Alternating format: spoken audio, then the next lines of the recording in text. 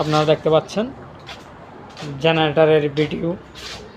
So এই জেনারেটরে display on হচ্ছে না, দেখেন কি সমস্যা হচ্ছে আপনাদেরকে বলে দিচ্ছি। সো একটা লাইন দেখা যাচ্ছে আপনাকে, এটা হলো আমাদের এটিএসের লাইন।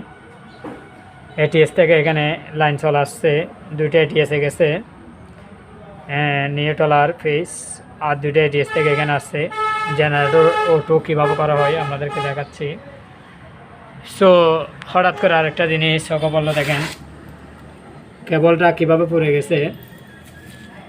পড়ে যাওয়ার কারণ হচ্ছে আপনার এখানে লুজ কানেকশন ছিল, আমার যা ধারণা, ওই জন্য এই কেবলটা পড়ে গেছে। দেখেন আবার লোডের কারণে। সো ভিতরে দেখেন, ভিতরে আমি অলরেডি খুলছিলাম, দেখুন দেখেন কীভাবে আমি খুলে দেখাই আপনাদেরকে। দেখেন সো সমস্যাটা এখানে দেখা গেছিলো, এটা অলরেডি আমি দেখলাম।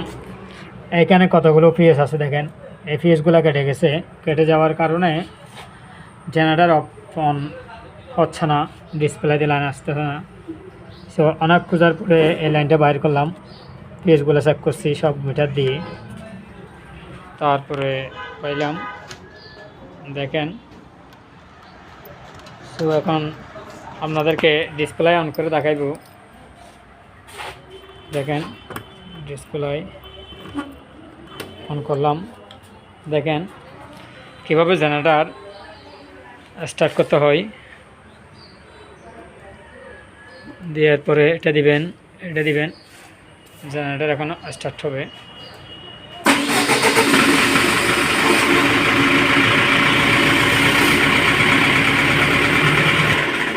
বন্ধ করলাম।